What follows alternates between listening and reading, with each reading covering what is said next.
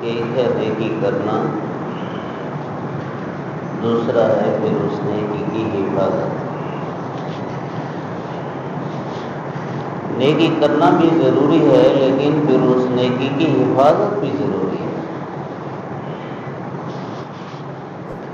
اگر آدمی نیکی نہ کرے تو نقصان ہے، اور اگر نیکی کرے لیکن اس کی حفاظت نہ کرے تو نقصان ہے۔ سارا دن مزدوری کی اور شام کو جب مزدوری ملی تو اس مزدوری کو دریا میں پھینک دیا، تو اس کے سارا دن محنت کرنے کا کوئی فائدہ؟ پھر اس سے پیسے ہی نہ لیتا جس کی مزدوری کی ہے، پیسے لیے پھر اس کو ضائع بھی کر دیا، نہ اپنے ہاتھ آئے نہ دوسرے کے ہاتھ میں رہے۔ رمضان المبارک کا روزہ یہ بہت بڑی نیکی ہے، اور ایسے ہی رات کی تراویح بہت بڑی نیکی ہے۔ یہ نیکی کرنی بھی ہے اور اس کو سنبھال کے رکھنا بھی ہے۔ بہت سے آدمی تو روزہ رکھ ہی نہیں رہے، عذر کچھ بھی نہیں ہے۔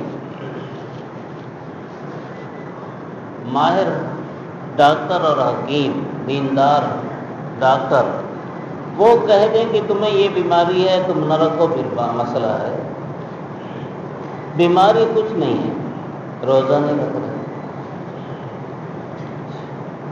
یہ پھر ان لوگوں میں شامل ہو جائیں گے کہ جن لوگوں پر رمضان المبارک آیا اور مغفرت نہیں ہوئی۔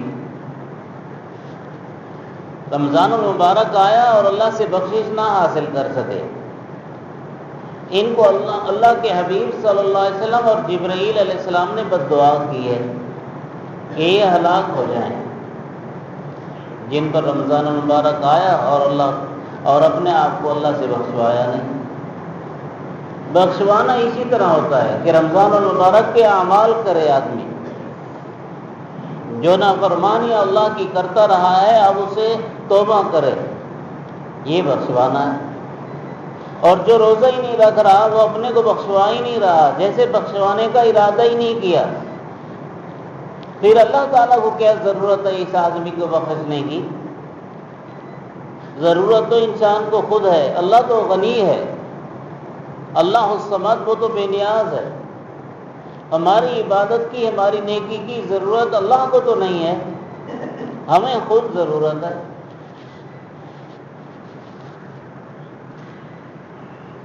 جیسے ہم اللہ پر احسان ڈالتے ہیں کہ بھئی ہم نیکی کر رہے ہیں، ہم نیکی کر رہے ہیں۔ واللہ الغنی وانتم الفقراء، اللہ تو بے نیاز ہے، محتاج تم خود ہو۔ اگر ساری کی ساری انسانیت نیک بن جائے، اللہ کی شان میں ذرا اضافہ نہیں ہوتا، اور سارے کے سارے گندے ترین انسان بن جائیں تو اللہ کی شان میں ذرا کمی نہیں ہوتی۔ ہم نیکی سے اپنے کو خود سنوارتے ہیں، برائی سے اپنے کو خود گندا کرتے ہیں۔ چاند کی طرف تھوکا ہوا اسے چاند پر اثر نہیں پڑتا، آدمی کا خود اپنا منہ گندا ہوتا ہے۔ اللہ کی نافرمانی کر کے اللہ کی شان میں ہم سے کوئی کمی نہیں ہوتی، ہماری اپنی شان گھٹتی ہے، اور نیکی کرنے سے اللہ کی شان میں کوئی اضافہ نہیں ہوتا، ہم خود بڑھتے ہیں۔ اللہ ان اللہ یرفع بہذا الکتاب اقواما ویضع بہ آخرین، حضرت عمر رضی اللہ عنہ فرماتے ہیں کہ اللہ تعالیٰ اس قرآن کے ذریعے سے بہت سوں کو اونچا کرتا ہے، بہت سوں کو گرا دیتا ہے۔ یعنی غریب غربے ہوتے ہیں، لوگوں کی نظروں میں حقیر ہوتے ہیں، گھٹیا ہوتے ہیں، لوگ ان کی کوئی حیثیت نہیں سمجھتے، لیکن قرآن کے ساتھ ان کا تعلق بن جاتا ہے، وہ اللہ کے ہاں معزز ہوتے ہیں۔ اور سید خاندان کا ہوتا ہے، نواب آدمی ہوتا ہے، سردار ہوتا ہے، بڑا مالدار ہوتا ہے، بڑا زمیندار ہوتا ہے، بہت بڑا تاجر ہوتا ہے، دنیا میں 1 2 3 4 5 نمبر کا مالدار آدمی ہوتا ہے، لیکن دین اس میں کچھ نہیں ہوتا، قرآن کا عمل کچھ نہیں ہے، قرآن سے لا تعلق اور اعراض ہے، اب وہ چاہے دنیا کی نظروں میں بڑھیا ہے، اللہ کے ہاں بالکل گرا ہوا ہے۔ تو اسے ہمیں خود شان ملتی ہے، نیکی سے خود شان ملتی ہے ہمیں۔ اب لوگ روزہ نہیں رکھتے، وہ سمجھتے ہیں کہ ہمارے روزہ رکھنے سے ہمیں کچھ نقصان نہیں، اور ہم روزہ رکھیں گے تو اللہ کو فائدہ ہوگا۔ نہیں، قیامت کا دن ہوگا، اللہ تعالی روزہ داروں کو کھڑا کریں گے، رمضان المبارک کے روزے اور تراویح پڑھنے والوں کو کھڑا کریں گے، تو اللہ تعالیٰ کا رمضان روزہ وہ بھی ساتھ کھڑا ہوگا، عرض کرے گا یا اللہ اے رب انی منعتہ الطعام والشراب والشہوات او کما قال۔ روزہ عرض کرے گا میرے اللہ میں نے اس کو کھانے نہیں دیا تھا، میں نے اس کو پینے نہیں دیا تھا، میں نے اس کو خواہش نفس سے روک دیا تھا، میرے اللہ یہ میری وجہ سے رکا رہا تھا، آپ مہربانی کریں، میں اس کے حق میں سفارش کرتا ہوں، اسے بخشیں۔ اللہ تعالیٰ پھر روزے کی شفاعت کو قبول فرما کے اس روزہ رکھنے والے کو بخش دیں گے۔ اور رمضان المبارک میں سنا ہوا، تراویح میں سنا ہوا قرآن شریف یہ بھی کھڑا ہوگا انسانی شکل میں، اے رب منعتہ النیام، میرے اللہ یہ میرے سننے کی خاطر اس نے نیند قربان کی تھی، یہ کچھ دیر مجھے سنتا رہا تھا۔ سارا دن روزہ رکھنے کی وجہ سے آدمی جب شام کو روزہ کھولتا ہے تو آدمی کی ٹانگیں دکھتی ہیں، جسم تھکا ہوا ہوتا ہے، اور زیادہ کھانے کی وجہ سے، اور جتنا بھی کھاتے ہیں وہ زیادہ نہیں ہوتا، اس کھانے کی وجہ سے نیند کا بھی غلبہ ہے، اور اس کے باوجود پھر یا اللہ اس نے 20 رکعات میں مجھے سنا، یہ میرے لیے جاگتا رہا ہے، تو مہربانی فرمائیں یا اللہ میں اس کے حق میں سفارش کرتا ہوں، اسے بخش دیں۔ تو اللہ تعالیٰ روزے کی سفارش قبول فرما کے اس تراویح پڑھنے والے، قرآن سننے والے کی سفارش، اس کی بخشش فرما دیں گے، اس کی بخشش فرما دیں۔ یہ انعام حاصل کرنے کے لیے اعلان بھی ہو رہا ہے کہ انعام لے لو، اور پھر بھی ہم اتنے مست ہیں کہ ہمیں اس انعام کی ضرورت بھی نہیں ہے۔ ہم وہاں تراویح پڑھتے ہیں جہاں حافظ جلدی جلدی میں پڑھتا ہو، اور ہمارے بہت سے پشتون بھائی تو ماشاءاللہ وہ کہتے ہیں چھوٹی تراویح ہونی چاہیے، چھوٹی تراویح، بڑی تراویح ہم نہیں پڑھ سکتے، چھوٹی تراویح۔ اب چھوٹی تراویح کا کیا مطلب ہے؟ الحم تر سے لے کر الناس تک بس 10 صورتیں پڑھو اور اس طرح سے ہم کو تراویح پڑھاؤ بس۔ اللہ معاف کرے، اتنی غفلت ہے۔ اللہ نے انعام کا اعلان کیا ہوا ہے، اور اب لینے کے لیے بھی ہم تیار نہیں ہیں۔ ہمارے گھر میں پہنچے وزیر اعظم اور عمران خان اعلان کر دے بھائی اسلام آباد میں آ جاؤ، اور جو بھی اسلام آباد میں پہنچے گا ہمارے پاس اس کو 1 لاکھ روپیہ انعام ملے گا، 1 لاکھ روپیہ۔ اب پروئے کا کون آدمی ہے جو یہیں رہ جائے کہ نہ عمران خان کا انعام یہاں آنا چاہیے، میں اسلام آباد نہیں جاتا؟ ایک نہیں کئی بسیں اور کئی گاڑیاں کرنی پڑیں گی، اور سارے چلیں گے، اور گھر کے 4 افراد جائیں گے۔ اگر گھر میں 4 افراد ہیں، چاروں افراد جائیں گے، ایک یہ نہیں کہ ایک آدمی جائے گا کہ میں تمہاری طرف سے لے آؤں گا، نہیں، 4 آدمی جائیں گے، اور ہر ایک آدمی شناختی کارڈ ساتھ لے جائے گا، اور اگر کوئی اور بھی شناختی کارڈ ملے تو کہیں گے ہاں یہ بھی ہمارا ہے، اس کو بھی دینا ہے آپ نے نام، اس کے لیے تیار ہیں۔ اور یہ دنیا کا انعام ہے۔ 1 لاکھ روپیہ اگر مل بھی گیا تو کتنے دن کا ہوگا؟ جسے مفت میں ملتا ہے اس کا 1 لاکھ 1 مہینے تک بھی نہیں گزرتا، اس کو چند دن میں ختم کرتے ہیں، چند دن میں مفت میں جو ملے گا۔ اور ادھر اللہ تعالیٰ لاکھ نہیں، ارب نہیں، خرب نہیں، کئی سمندروں، ہمارے حضرت والا استاد جی مولانا صوفی محمد سرور سے رحمۃ اللہ علیہ کا ایک بیان سن رہا تھا، وہ فرما رہے تھے کہ نیکی کرنے سے اللہ تعالیٰ پہاڑوں کے برابر، بلکہ پہاڑوں کے برابر نہیں، سمندروں کے برابر اللہ تعالیٰ انعامات عطا فرمائیں گے، سمندروں کے برابر۔ اور پھر فرمایا یہ پہاڑ تو چھوٹے ہیں سمندر سے، سمندر بہت بڑے ہیں، سمندر بہت بڑے ہیں، اور سمندروں سے بڑی چیز دنیا، یہ زمین پر کوئی چیز نہیں ہے سمندروں سے بڑی جسے مثال دی جا سکے۔ تو فرمایا سمندروں کے برابر اللہ تعالیٰ نیکیاں عطا فرمائیں گے۔ ایک سبحان اللہ پر کیا مل رہا ہے؟ حضرت سلیمان علیہ السلام جو تخت پر جا رہے ہیں اور ایک آجڑی چرواہا اس کی زبان سے نکلتا ہے سبحان اللہ ماذا اوتی آل داؤد، سبحان اللہ آل داؤد کو، داؤد علیہ السلام کے گھرانے کو کتنا اعزاز مل گیا۔ حضرت سلیمان علیہ السلام تخت کو اتارتے ہیں اور پھر اس چرواہے سے پوچھتے ہیں کہ آپ نے کیا کہا؟ وہ کہنے لگا میں نے سبحان اللہ کہا ہے، اور کہا ہے کہ آل داؤد کو، داؤد علیہ السلام کے گھرانے کو کتنی عزت مل گئی کہ تخت ہوا پر چل رہا ہے، آسمان و زمین کے درمیان فضا میں چل رہا ہے، اور جبکہ ڈیزل پٹرول اور یہ چیزیں بھی نہیں ہیں، اس وقت کوئی انجن ونجن کچھ نہیں ہے، ہوا میں چل رہا ہے۔ سبحان اللہ کہ آل داؤد کو، داؤد علیہ السلام کے گھرانے کو اللہ نے کتنی عزت دی۔ تو حضرت سلیمان علیہ السلام نے کیا فرمایا؟ لَتَسْبِحَةٌ وَاحِدَةٌ يَقْبَلُهَا اللَّهُ خَيْرٌ مِّمَّا أُوتِيَ آلُ داؤد۔ تیرا ایک دفعہ سبحان اللہ جو اخلاص کے ساتھ ہوگا اور اللہ تعالیٰ اس کو قبول فرما لیں گے، تو یہ تیرے ایک دفعہ سبحان اللہ کی قیمت آل داؤد کی ساری حکومت سے زیادہ ہے، آل داؤد کی ساری حکومت سے زیادہ ہے۔ سبحان اللہ، یہ چھوٹی سی نیکی ہے۔ سبحان اللہ، نماز اس سے بڑی نیکی ہے، روزہ اس سے بڑی نیکی ہے، زکوٰۃ اس سے بڑی نیکی ہے، حج اس سے بڑی نیکی ہے، عمرہ اس سے بڑی نیکی ہے بھائی، عشر اس سے بڑی نیکی ہے۔ یہ فرض واجب جو اعمال ہیں اور سنت مؤکدہ جو اعمال ہیں، ان کی یہ نیکی سبحان اللہ سے بڑی نیکی ہے۔ یہ نہیں سمجھو بس سبحان اللہ بہت بڑی نیکی ہے۔ اللہ اکبر۔ ایک حدیث پاک میں نے آپ حضرات بھی سنا کرتے ہیں، اس کی تشریح بڑی عجیب پڑھی میں نے۔ حضور صلی اللہ علیہ وسلم کی حدیث ہے نا، لَغَدْوَةٌ فِي سَبِيلِ اللَّهِ اور رَوْحَةٌ خَيْرٌ مِّنَ الدُّنْيَا وَمَا فِيهَا، کہ اللہ کے راستے کی ایک صبح، اللہ کے راستے کی ایک شام دنیا وما فیہا سے بہتر ہے۔ اس کا کیا مطلب ہے؟ ایک مطلب تو عام ہے جو سب بیان کرتے ہیں کہ ایک مطلب یہ ہے کہ دنیا فانی ہے اور یہ نیکی باقی رہے گی، اللہ کے راستے کی ایک صبح اور ایک شام اس کی نیکی باقی رہے گی۔ یہ تو سادہ سا ترجمہ ہے، سادہ سا مطلب ہے۔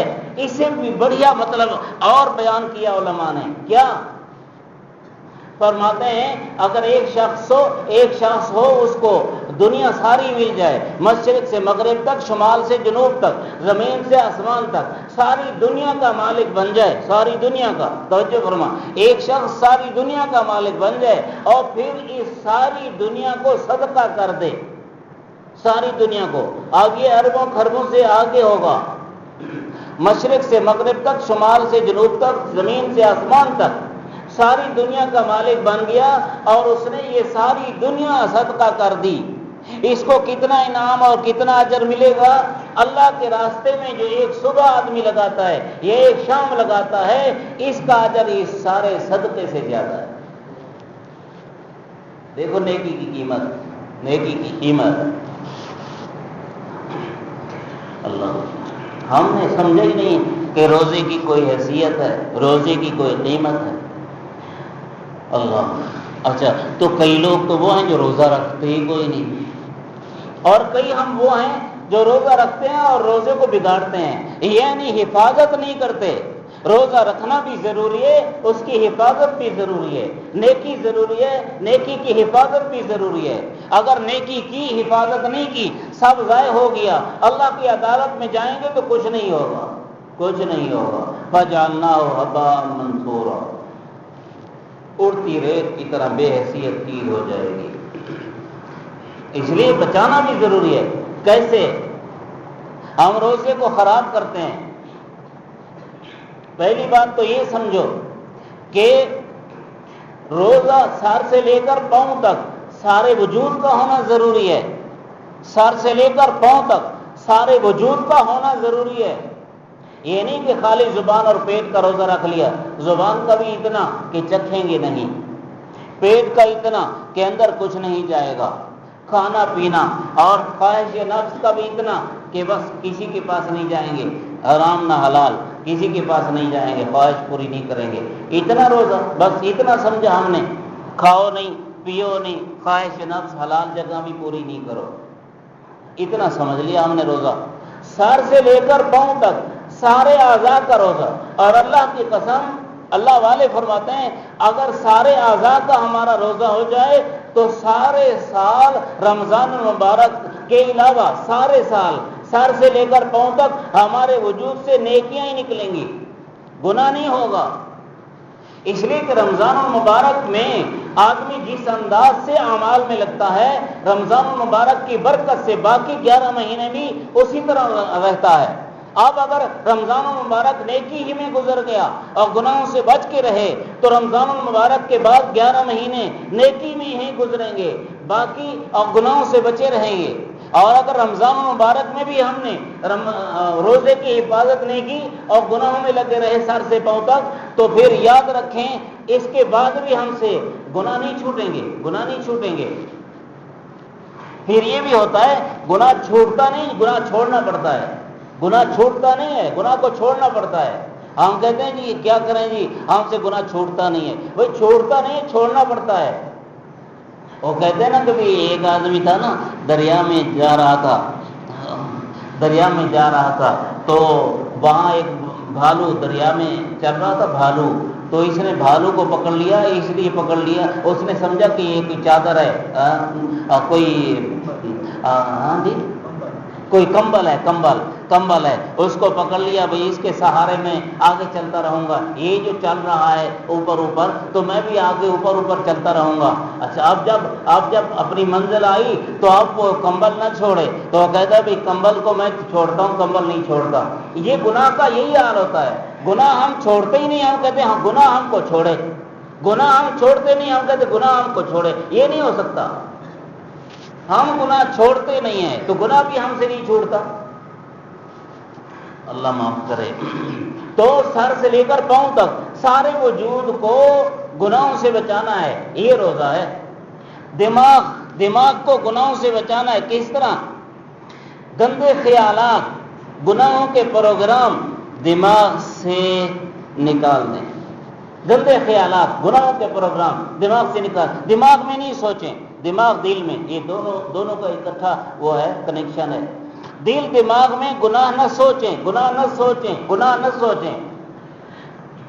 آدمی کہتے ہیں کہ خیالات تو آتے ہیں گناہ کے، بھئی ایک ہے خیالات آنا، ایک ہے خود سوچنا، ان خیالات میں پڑھنا، خیالات آنا یہ کوئی گناہ نہیں ہے، خیالات میں پڑھنا یہ گناہ ہے، اور پڑھتے ہم خود ہیں، بھئی کوئی بھی گناہ سوچ لو، ابھی میں اکیلا بیٹھا ہوں اور بھی میرے پاس کوئی یہ حسین جمیل خوبصورت لڑکی آ جائے اور میں پھر اسے گندا کام کروں، اور اس طرح سے پھر دماغ میں خیالات، اور پھر کبھی موبائل کو کھول دیا اور موبائل میں گندی چیز دیکھنے لگا، اور دیکھ کر پھر سوچنے لگا کہ یہی کام تو میں بھی کروں، یہی کام تو میں بھی کروں، میں کیسے کروں، کون سی لڑکی پکڑوں، کون سا لڑکا پکڑوں، اب یہ اس طرح سے یہ سوچتا رہتا ہے، یہ گناہ ہے۔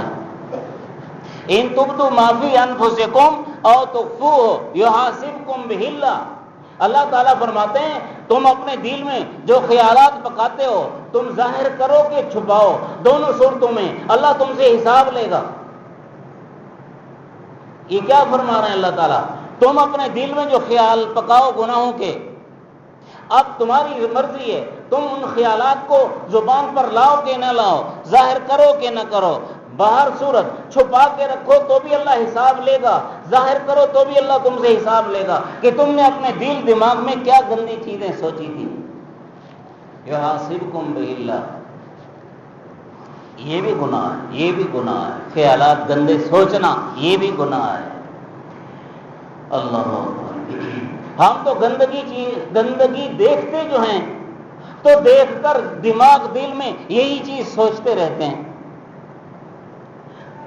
آنکھ کی حفاظت کریں، آنکھ کی ہم حفاظت کریں، یہاں سے گندی فلمیں نہ دیکھیں، عورتیں نہ دیکھیں، غیر محرم کو تکنا حرام ہے، غیر محرم کو دیکھنا حرام ہے، اس حرام سے بچیں، آنکھ کی حفاظت ہو۔ حضرت مولانا حکیم اختر صاحب رحمۃ اللہ علیہ فرماتے ہیں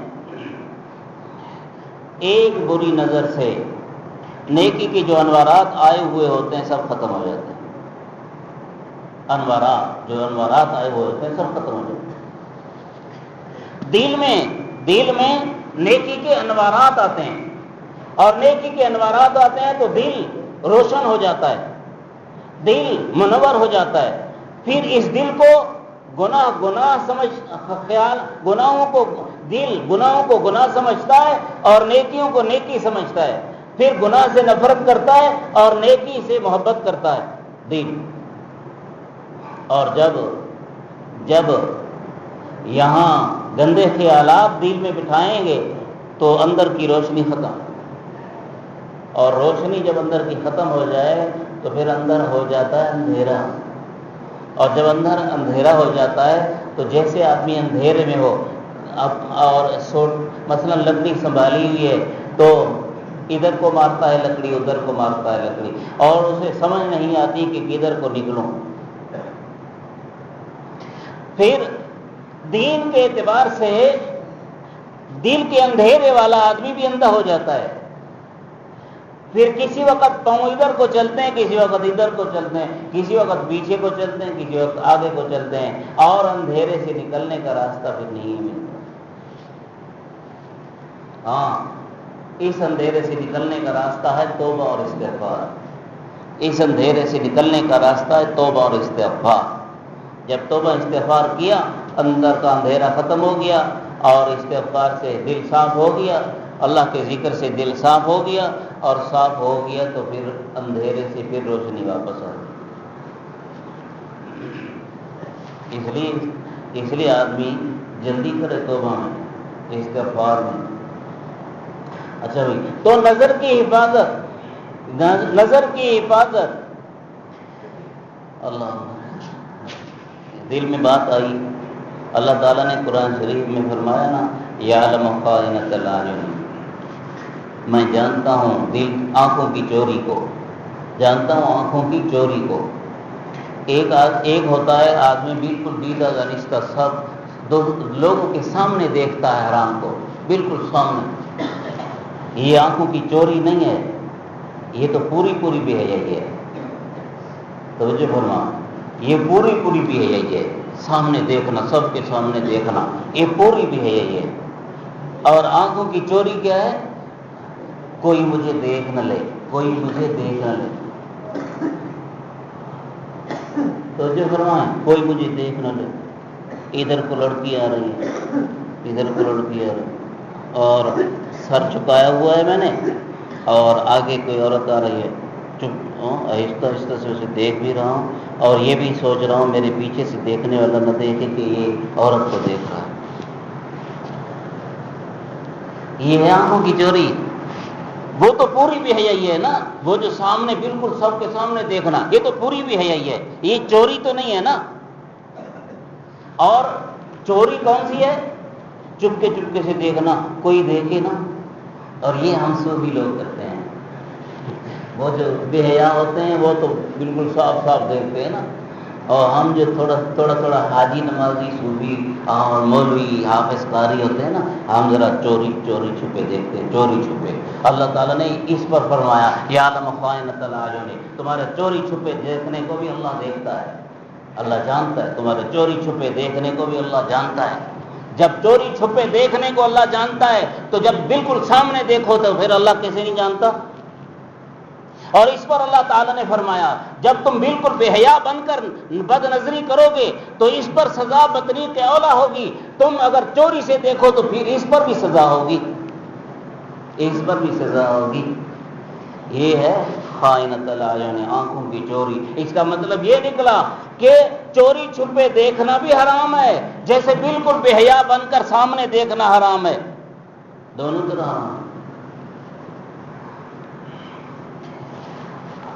اس سے ہمارا روزہ خراب ہوتا ہے، انوارات سارے ختم ہو جاتے ہیں۔ اس لیے اللہ کے لیے آنکھ کا بھی روزہ رکھ لیں ہم، آنکھ کا بھی روزہ رکھ لیں ہم۔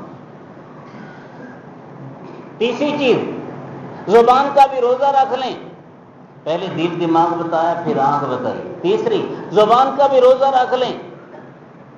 اگر کوئی ہم سے لڑے بھی تو ہمیں اجازت نہیں ہے روزے میں کہ ہم اسے گالی کے جواب گالی میں دیں، گالی کا جواب گالی میں دیں۔ زبان کی حفاظت کرو، زبان کی حفاظت کرو، اس کا بھی روزہ ہے۔ زبان سے ایسا کلمہ نہیں بولیں ہم جس کلمے سے اللہ ناراض ہوتا ہے۔ جھوٹ اللہ ناراض ہوتا ہے، غیبت اللہ ناراض ہوتا ہے، بہتان اللہ ناراض ہوتا ہے، کسی کو گالی دینا اللہ ناراض ہوتا ہے۔ ہم یہ سارے کام کھلے کھلے کر رہے ہیں۔ اور رمضان المبارک، جب رمضان المبارک سے پہلے گالی دینے کی عادت تھی تو رمضان المبارک میں روزہ بھی رکھا ہوا ہے، گالی بھی دے رہے ہیں۔ اور غیبت کی عادت چھوٹ نہیں رہی۔ ہماری مجلس ہی تبھی گرم ہوتی ہے جب کسی کے گلے شکوے اور کسی کا کھاتا کھولیں گے۔ جب کھولیں گے پھر ہماری مزیدار مجلس بن جاتی ہے، مزیدار۔ زبان کا روزہ، اللہ والے بڑی عجیب بات فرماتے ہیں۔ یہ دل دماغ میں بٹھانے کی چیزیں ہیں۔ میں کوشش کرتا ہوں کہ میں ایک بول بھی آپ کو بے فائدہ نہیں سناؤں، اپنا ایک بول بھی بے فائدہ نہیں سناؤں، یعنی ایسی باتیں سناؤں آپ کو، ایسی باتیں کروں آپ کو جس سے آپ کا فائدہ ہو۔ اللہ کے لیے اپنے فائدے والی چیزیں لیا کرو۔ قصے کہانیاں میں اس لیے نہیں سناتا کہ قصے کہانیوں سے ہمیں کیا فائدہ؟ ہمیں فائدہ ہے اللہ کے قرآن، نبی کے فرمان، اولیاء کے واقعات سے ہے، اولیاء کے واقعات، بزرگوں کے واقعات سے۔ کیا زبان؟ اللہ والے فرماتے ہیں جب ہم ماں کے پیٹ میں تھے، ہر ایک آدمی ماں کے پیٹ سے آیا ہے، جب ہم ماں کے پیٹ میں تھے تو وہاں ہماری غذا کیا تھی؟ ماں کا خون۔ ہماری غذا کیا تھی؟ ماں کا خون۔ اور خون پاک ہے یا پلید ہے؟ حلال ہے یا حرام ہے؟ دیکھو، ہمیں سوئی چبھ جائے اور اس کی وجہ سے خون باہر نکل آئے تو وضو ٹوٹ جاتا ہے یا نہیں ٹوٹ جاتا؟ اور اگر وہ خون ہمارے کپڑے کو لگ جائے تو کپڑے کی وہ جگہ پلید ہو جاتی ہے یا نہیں ہو جاتی؟ وہی خون جو پلید ہے، وہی خون جو ناپاک ہے، وہی خون جو حرام ہے، وہ ہماری غذا بنا تھا۔ لیکن غذا ہم کہاں سے کھاتے ہیں؟ منہ سے۔ اور وہ خون کہاں سے اللہ نے ہمیں دیا؟ منہ سے اللہ نے نہیں دیا، ناف سے دیا ہے، ناف سے۔ یہ ناف سے کیوں دیا؟ منہ سے کیوں نہیں دیا؟ دنیا میں آئے تو منہ سے کھاتے ہیں، جب ماں کے پیٹ میں تھے تو ناف سے خون گیا۔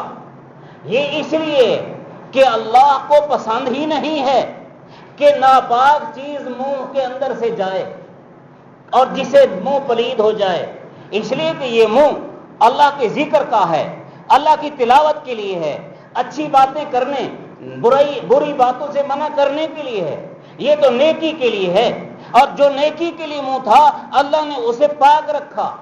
جب ماں کے پیٹ سے ہم باہر آئے اور بولنے والے ہو گئے پھر ہم نے خود اپنے منہ کو پلید کیا۔ اللہ نے تو پاک رکھا اور پلید نہ ہونے دیا۔ افسوس، ہم نے اللہ کی اس حفاظت کی بھی لاج نہ رکھی کہ منہ کو گندا کیا۔ اللہ کی اس حفاظت کی بھی لاج۔ اور توجہ کرو، ہماری عقل ہے عقل، ہم اپنی عقل سے سوچیں یہ کیا نقطہ ہے۔ اس لیے اللہ کے لیے منہ سے بدبو کی چیزیں، گندی چیزیں نہ نکالا کریں ہم۔ ہمارے حضرت والا مولانا صوفی محمد سرور صاحب رحمۃ اللہ علیہ فرماتے تھے کہ آدمی جب گالی دیتا ہے، گالی، تو اس کا گالی دینا ایسے ہے جیسے منہ میں پخانا لینا، جیسے منہ میں پخانا لینا۔ کون سا عقل مند ہے جو منہ میں پخانا لیتا ہے؟ اور گالی ہر عقل مند دیتا ہے، ماشاءاللہ، ہر کوئی دیتا ہے۔ اور غیبت اور بہتان تو اس سے بھی گندی چیز ہے، غیبت اور بہتان تو اس سے بھی گندی چیز ہے۔ یہ بار بار یہ بیان کیا کرتے ہیں اس لیے تاکہ ہم سب میں، میرے میں، آپ سب میں ہم عمل آ جائے۔ حضور صلی اللہ علیہ وسلم کی زوجہ مطہرہ آپ صلی اللہ علیہ وسلم کی دوسری زوجہ مطہرہ سے متعلق کیا بولتی ہیں؟ وہ جو اتنی سی ہے، وہ جو اتنی سی ہے، آپ اس کی اچھائی بیان کرتے ہیں۔ حضور سے حضور کی زوجہ مطہرہ فرما رہی ہیں، یا رسول اللہ، آپ اس کی اچھائی بیان کرتے ہیں، وہ جو اتنی سی ہے۔ اب یہ اس نے زوجہ مطہرہ نے گالی دی ہے، کتنا بھاری کلمہ بولا ہے، کوئی اتنا بھاری کلمہ بھی نہیں. یہی مطلب تھا کہ وہ جو چھوٹی قد والی ہے، چھوٹی قد والی ہے، اتنی سی بات ہے. اور حضور صلی اللہ علیہ وسلم نے اس پر کیا فرمایا؟ تم نے ایسا بول بولا ہے کہ اگر اس بول کا جسم ہوتا اور اس بول کو میٹھے سمندر میں پھینک دیا جاتا تو وہ میٹھا سمندر بھی کڑوا ہو جاتا. یہ اتنا سا بول ہے، اتنا سا بول ہے. وہ جو چھوٹی قد والی ہیں، اتنا سا بول ہے، اور اس اتنے سے بول سے میٹھا سمندر کڑوا ہو جاتا. سمندر، دریا نا، سمندر. پتہ ہے آپ کو سمندر کی کتنی حدود ہیں؟ بڑی حدود. کوئی سمندر کے اول کنارے سے آخر کنارے تک پہنچا ہی کوئی نہیں. بس اندازے ہیں، اندازے کہ سمندر اتنا ہے، اتنی خشکی ہے اور اتنی تری ہے دنیا جہاں میں. اندازے ہیں، اندازے. تو میٹھا سمندر اس بول سے، اتنے سے بول سے کڑوا ہو جاتا.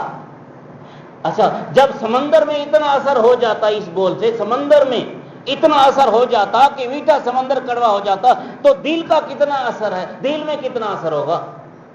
یہ دل کتنا، اس میں مٹھاس آئے گی، کتنی کڑواہٹ آئے گی، دل میں کتنا اجالا، کتنا اندھیرا آئے گا. یعنی اچھے بول سے دل میں اندھیرا آتا ہے، دل میں اجالا آتا ہے، روشنی. اچھے بول سے دل میں مٹھاس پیدا ہوتی ہے، اور گندے بول سے دل میں اندھیرا آتا ہے. گندے بول سے دل میں کڑواہٹ آتی ہے. اور جب اندر اندھیرا ہو گیا تو باہر کچھ نظر نہیں آتا. اللہ کی قدرت کی نشانیاں، اللہ کے احکام، اللہ سے حیا، یہ چیزیں ہمیں نظر نہیں آتی. بندوں سے حیا، یہ پھر ہمیں سمجھ نہیں آتا. بھئی جاگ کر بیٹھو، بھئی جاگ کر بیٹھو. صبح کو آپ روزہ رکھ کر سو تو جاتے ہیں، ابھی جاگو. صبح کو روزہ رکھ کر سو تو جاتے ہیں نا، آپ نے نیند تو کی ہوئی ہے، پھر جمعہ پڑھ کر پھر سو جانا. لیکن ابھی خدا کے لیے جاگ جاؤ. بھئی ساتھ والوں کو جگا دیا کرو، کوئی سویا کرے جگا دیا کرو. یہ اس کی نیکی میں مدد کرنا ہے، نیکی میں. اس میں کسی کو ناراض ہونے کی بات نہیں. اچھا بھائی، تو زبان کو صاف رکھو اللہ کے لیے، کان کو صاف رکھو، پاک رکھو. کان کا بھی روزہ ہونا چاہیے. گانے نہیں سنے، غیبت نہیں سنے، بہتان نہیں سنے، دوسروں کے قصے کہانیاں، غلط قصے کہانیاں نہیں سنے. بس کان صاف رکھیں. میں نے تو سنا ہے، سنا کیا، آپ لوگوں نے بھی دیکھا ہوگا، بہت سے آدمی ہیں جو روزے کی حالت میں گندی فلمیں دیکھتے ہیں، روزے کی حالت میں کان میں آلہ لگا رکھا ہے اور پھر اسے گانے سن رہے ہیں، اور وہ یہ ظاہر کر رہے ہیں جی ہم کچھ نہیں سن رہے، ہم کچھ نہیں سن رہے. معاملہ اللہ کے ساتھ ہے، بندوں کے ساتھ نہیں ہے. ہم جو گندگی کرتے ہیں معاملہ اللہ کے ساتھ ہے. جزا سزا بندوں نے دینی ہے یا اللہ نے؟ اللہ نے. تو پھر اللہ سے چھپا سکتے ہیں ہم گناہ کو؟ بندوں سے چھپاتے ہیں. مجھے گناہ کرنے میں اس لیے حیا آتی ہے کہ میرے یہ مقتدی ہیں، مجھے کہیں گے مولوی صاحب ہو کر گناہ کرتا ہے، مولوی صاحب ہو کر گناہ کرتا ہے. اللہ کے لیے ہم یہ کریں، اللہ کے لیے ہم یہ کریں، نیکی کریں اللہ کے لیے، گناہ سے بچیں اللہ کے لیے. حضرت رابعہ بصریہ رحمۃ اللہ علیہ بہت بڑی ولیہ تھی نا، ان کا قصہ مشہور ہے. کبھی کبھی اولیاء اللہ پر ایک حالت طاری ہو جاتی ہے، اس حالت میں وہ معذور ہوتے ہیں کہ حضرت رابعہ بصریہ نے ایک ہاتھ میں پانی لیا ہوا ہے، ایک ہاتھ میں آگ لی ہوئی ہے. بھئی کہاں جا رہی ہیں؟ یہ پانی ہے، اس پانی کے ذریعے سے جہنم بجھانے جا رہی ہوں. یہ آگ ہے، اس آگ کے ساتھ جنت کو آگ لگانے جا رہی ہوں. یہ کیا؟ آگ جہنم بجھانے جا رہی، جنت کو آگ لگانے جا رہی، یہ کیا؟ فرمایا لوگ نیکی کرتے ہیں تو جنت کی خاطر، اللہ کے لیے نہیں کرتے. لوگ گناہ سے بچتے ہیں تو جہنم کی وجہ سے، اللہ سے ڈر کے نہیں بچتے. میں اس لیے جنت جہنم کا قصہ ختم کرنے جا رہی ہوں تاکہ لوگ نیکی کریں تو اللہ کے لیے کریں، گناہ سے بچیں تو اللہ کے لیے بچیں. تو بھائی بندوں کا لحاظ نہیں کرو، اللہ کا لحاظ کرو. ہم اپنے ماں باپ کو سامنے دیکھنے کی وجہ سے ان کا لحاظ نہیں کریں، اللہ کا لحاظ کریں۔ جہاں کوئی نہیں دیکھ رہا ہوتا وہاں اللہ دیکھ رہا ہوتا ہے، اور جہاں کوئی دیکھ رہا ہوتا ہے وہاں اللہ دیکھ رہا ہوتا ہے۔ جیسے کہتے ہیں نا، غالباً حضرت عثمان بن عفان رضی اللہ عنہ تیسرے خلیفہ کا فرمان ہے، گناہ وہاں کر جہاں اللہ نہ ہو، گناہ وہاں کر جہاں اللہ نہ ہو۔ اور وہ کون سی جگہ ہے جہاں اللہ نہیں ہے؟ کسی کا عقیدہ نظریہ ہے کہ وہ کوئی جگہ بھی ہے جہاں اللہ نہیں، ہر جگہ اللہ ہے، ہر جگہ ہر ایک کو دیکھ رہا ہے، بصیر ہے دیکھنے والا، سمیع ہے سننے والا، علیم ہے علم رکھنے والا، قدیر ہے قابو میں لے آنے والا، پکڑ کرنے والا۔ اس لیے ہمارا معاملہ اللہ سے ہے، بندوں سے نہیں ہے۔ ہم گناہ چھوڑیں اللہ کے لیے۔ کئی بندے یہاں وہ نلکے لگے ہوئے ہیں نا دریا کے قریب، وہاں یا بور لگے ہوئے ہیں، بور، تو وہاں نہانے جاتے ہیں۔ اب مسئلہ آ گیا، سمجھ لو، نہانے جاتے ہیں اور کہتے ہیں وہاں ٹھنڈا پانی ہوتا ہے، اور اس ٹھنڈے پانی سے ہماری پیاس سب ختم ہو جاتی ہے۔ یہ جن کی پیاس ختم ہو جاتی ہے، ان میں سے بہت سے وہ ہیں جن کی پیاس ختم ہی اس لیے ہوتی ہے کہ نہا بھی رہے ہیں اور پانی پی بھی رہے ہیں، نہا بھی رہے ہیں اور پانی پی رہے ہیں۔ اب وہ نل آ رہا ہے نا آگے، اور یہ انہوں نے منہ اوپر کیا ہوا ہے، نل کے اوپر منہ کیا ہوا ہے۔ اب اس کے اوپر منہ جو کیا ہوا ہے تو منہ میں پانی نہیں جائے گا تو کہاں جائے گا؟ اب بندوں کو دکھا رہے ہیں ہمارا روزہ ہے، بڑا مزہ آ گیا نہانے سے۔ اب مزہ کیا آ گیا؟ روزے کو ختم کر دیا، تمہارے اوپر 61 روزے لازم ہو گئے، 60 سے ایک اوپر روزے لازم ہو گئے اور خوش ہو رہے ہیں۔ ہاں، کہتے ہیں نا، ریند کے ریند رہے ہاتھ سے جنت نہ گئی۔ روزہ ہے بھی روزہ نہیں بھی، اللہ بھی خوش ہے بندے بھی خوش ہیں۔ روزہ ہے بھی روزہ نہیں بھی، اللہ بھی خوش ہے بندے بھی خوش ہیں۔ روزہ رکھ لیا، اپنے روزے کو خود توڑ رہے ہیں، روزہ رکھ لیا۔ اور کئی لوگ، اللہ معاف فرمائے، مسئلے آتے ہیں ہمارے پاس، کیا کریں؟ کئی لوگ وہ الارم بج گیا، گھو گھو، وہ بھی بج گیا، پانی کا ایک گلاس پی لیں، پانی کا ایک گلاس پی لیں۔ اور بھائی اس کا مطلب تو یہ ہے کہ ٹائم ختم ہو گیا، تم اب ٹائم ختم ہونے کے بعد پانی پی رہے ہو، تمہارا روزہ کیسے ہوگا؟ اور کئی ہیں ماشاءاللہ دیہات والے، ان پڑھ جاہل، دیہات والوں کو کون کیا سمجھاوے؟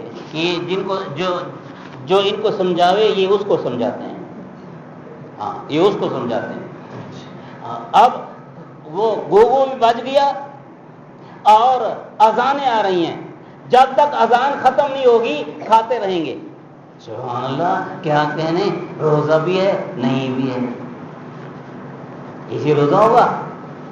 پتہ نہیں یہ کس سے فراڈ کر رہے ہیں، کس سے دھوکہ کر رہے ہیں۔ روزہ تو اللہ کے لیے ہے، بندوں نے تھوڑا ہی کہا ہے۔ عمران خان نے کسی کو کہا ہے بھی تم روزہ رکھو، اللہ نے کہا ہے، اللہ نے کہا ہے تو اللہ کا حکم پورا کریں۔ اب اللہ کا حکم کیسے پورا کریں؟ اس کو توڑ بھی رہے ہیں۔